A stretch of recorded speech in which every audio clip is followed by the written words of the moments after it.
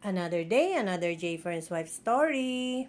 Lumabas na ng par ang dalawang bagyo kaya hindi na dire-diretso ang ulan dito sa amin. Kaya ngayon, medyo kalmado na ang agos ng tubig dito sa kanal na galing sa Sapa. Natabunan na ng bato ang kanal sa gilid ng aming cording area kaya umapaw na ang tubig. Papakanala na lang namin ulit kay Richard para hindi umapaw ang tubig na galing sa Sapa. Maulan pa rin dito sa amin pero hindi na kagaya nung mga nakaraan na dire-diretso na walang tigil. Ngayon naman, kapag umulan ay saglit na lang at kapag tumila ay mas mahabang oras. Kaya hindi nagasinong umaapaw ang tubig dito sa kanal at ang mga baha naman ay humupa na rin. Kahapon nga ay medyo sumisilip na ang haring araw pero makulimlim pa rin. Halos maghapong makulimlim at paminsan-minsan ay umaambon. Dineklarang under state of calamity ang Santa Cruz dahil madaming na-damage na mga pananim. Mas madami din ngayong lugar na binaha kaysa sa mga nakaraang tag-ulan. Kaya tuloy-tuloy ang pamimigay ng relief goods ng mga government officials. Kapag hindi na masyadong lumakas ang ulan sa mga susunod na araw, ay lilinaw na rin ang agos ng tubig dyan galing sa Sapa.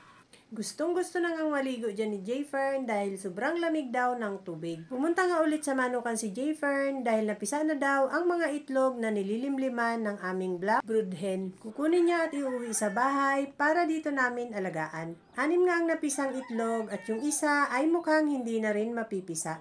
Yung aming Boston broodcock ang nambaba sa aming black brood hen at wala man lang naging itim na anak ang aming black brood hen. Lahat ng anak niya ay yellow legs at mukhang malakas ang dugo ng aming Boston broodcock. Walang itim, no? Wala. Lakas ng dugo ng Boston talaga, oh.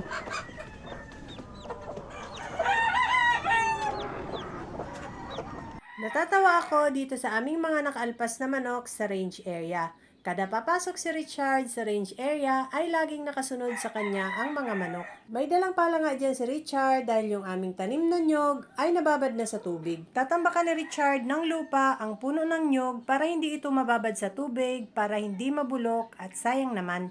Bandang alas 4 nga ay nag-iipon-ipon na naman ang mga manok sa range area dahil malamang gutom na naman. Hindi pa tapos si Richard sa paglalagay ng lupa sa nyog kaya naghihintay sa kanya ang mga manok.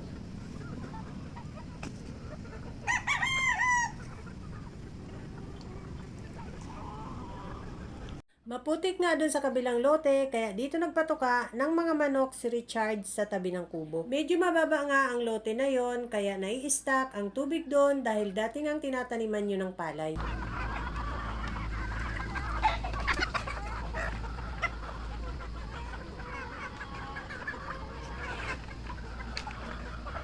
Nakakatuwa ang mga manok sa range area dahil ang bilis nilang lumaki. Araw-araw pumupunta doon si Jayfern at lagi nga niyang binivideo ang mga manok para makita ko dahil halos 1 buwan na akong hindi nakakapunta sa manukan. Magmula kasi ng mag-ulanan ay mahirap nang pumasok doon sa manukan dahil putik na ang daanan. Hindi na rin makapasok ang sasakyan at single na motor na lang lagi ang sinasakyan ni Jayfern.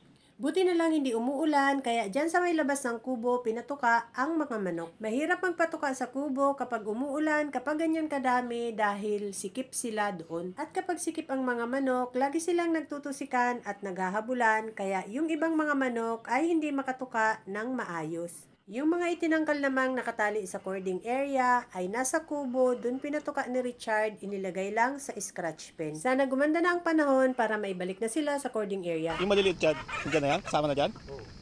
Nahalo na sila?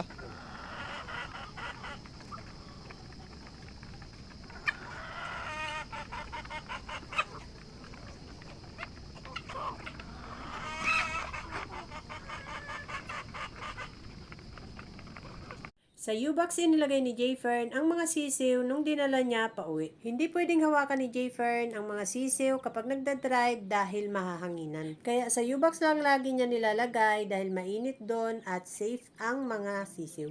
Diyan lang namin sila sa karton magdamag at bukas na namin yan patutukain. Hindi na namin yan isasama sa mga incubator hatch dahil medyo malalaki na yon, baka maipit lang sila. Bukas ko na rin sila mamarkingan para makapagpahinga na.